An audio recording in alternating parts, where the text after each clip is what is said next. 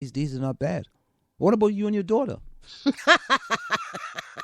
You know what? Well, you can have your children. They can take the best of you, or they can take the worst of you. So Well, most of them take the best of you. sometimes, you know, my daughter. It sounds like me. She says things that I would. I watch. She her. says, So, yeah. yeah, because when you look at things, now let's go to this one with Oprah now. This, sometimes we have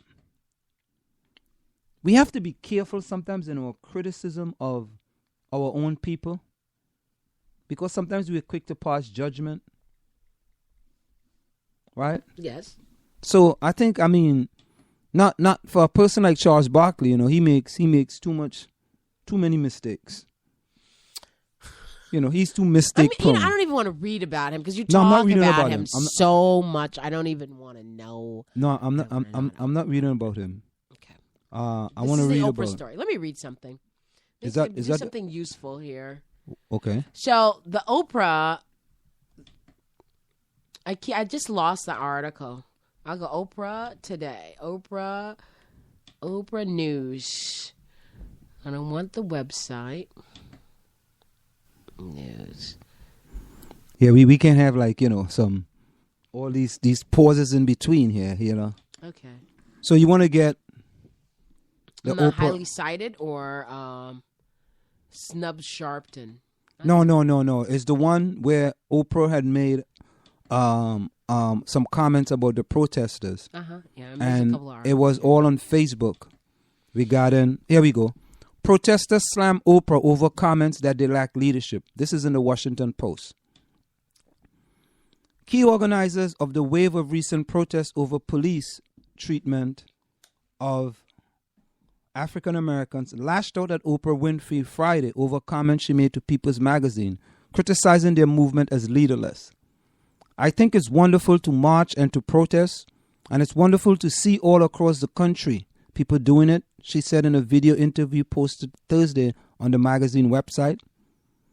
But what I'm looking for is some kind of leadership to come out of this to say, this is what we want. This is what we want.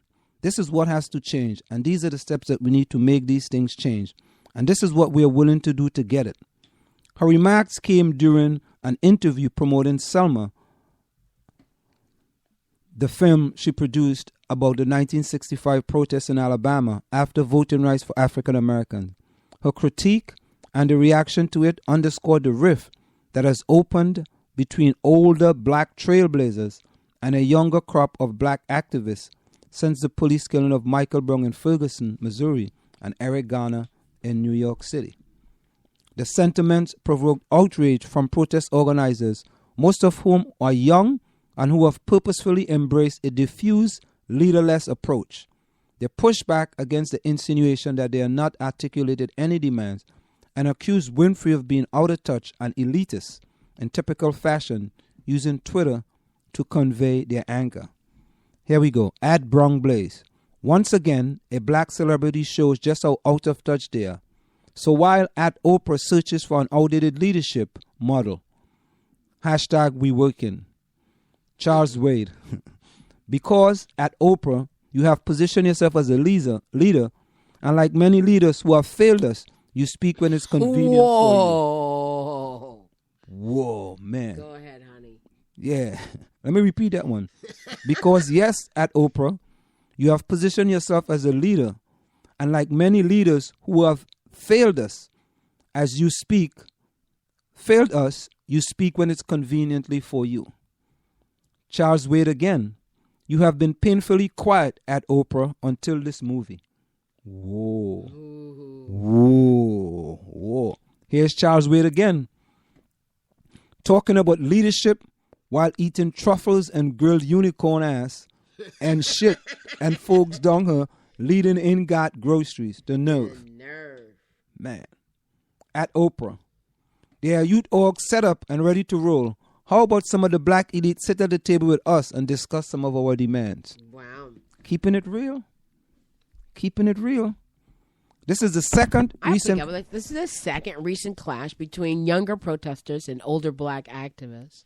Last month, a faction of protesters briefly took stage at a march in D.C., sponsored by the Reverend Al Sharpton, complaining that the veteran civil rights leader and TV personality was trying to take credit for a movement they spawned. The divide is not just about generational differences, but about tactics, with older activists emphasizing peaceful marches, while younger protesters preferring more confrontational actions, such as staging die-ins at shopping malls at the height of the holiday shopping and blocking highways. In the interview, Winfrey suggested that the protests have unfolded in New York, Ferguson, and elsewhere have so far lacked the disciplined strategy of the civil rights movement of the 60s. I think what can be gleaned from our film, Selma, is really to take note of the strategic intention required when you want real change, she said. Of the demonstrations in Selma, she said, those marches just didn't happen. They weren't happening haphazardly. They were happening out of an order and a desire for change, and a design for change. That's not true. What's not true? Well, I mean, there were a number of ways that things were attacked. You had different types of groups coming out of different ways. So you had, the oh my God, SCLC. But then you had SNCC, the student activists, who broke off. And they said, we're tired of all this nonviolent stuff. We're going to do sit-ins. Mm-hmm. We're going to do, other kinds of actions and different types of civil disobedience. And the older leaders like Martin Luther King, who wasn't really that old at the time, but was older than these college students, said, we're not doing it that way. And these other groups broke off and started a Black Power movement. Mm-hmm. So you can't have a movement that's only in one direction. You need to try to harness and grab the voices of as many people as possible. Mm-hmm. So it's not just about the way that the old guard wants to do everything. And people keep looking at the old guard, and the old guard has gone this far without saying anything. So now you've got these young people, be they, organizing through Twitter or Facebook or FaceTime or whatever it is that takes to pull them together. And I appreciate that. To say that, why do we have to have someone pegged as a leader? And, when Martin Luther King was, alive, many people didn't accept his leadership. Correct. There were numerous people out there. People like, oh, well, we don't want to hear Martin Luther King. We'd rather hear Malcolm X. Or we'd rather hear Stokely Carmichael. Or we'd rather deal with the Black Panthers. Everybody's going to fight things the way that they feel. You should have a right to choose whatever organizations. Mm-hmm. And I think it's kind of bad that the media, even though she did take advantage of this opportunity of and someone asked her, and I guess that was her response. Now, what did Malcolm X say about the revolution? I found... There's a worldwide revolution going on. In my opinion, the young generation of white, black, brown, whatever else there is, you're living at a time of extremism, a time of revolution. What is it revolting against? The power structure. The American power structure? No. The French power structure? No. The English power structure? No. Then what power structure? An international Western power structure. And I, for one, will join in with anyone. Don't care what color you are, as long as you want to change this miserable condition that exists on this earth. There's got to be a change. People in power have misused it, and now there has to be a change, and a better world has to be built, and the only way it's going to be built is with extreme methods. So what you and I have got to do is get involved. You and I have to be right there breathing down their throat. Every time they look over their shoulder, we want them to see us. Once those intentions are made known, we can get to the nitty-gritty of the problem. We can get to the core of the problem. We can get to the root of the problem. And then we can correct the problem. I was listening to him last night. No, yesterday. I mean, listen, man, isn't that prophetic? Yes, it is. So So the thing about it is that for somehow our created leaders by the media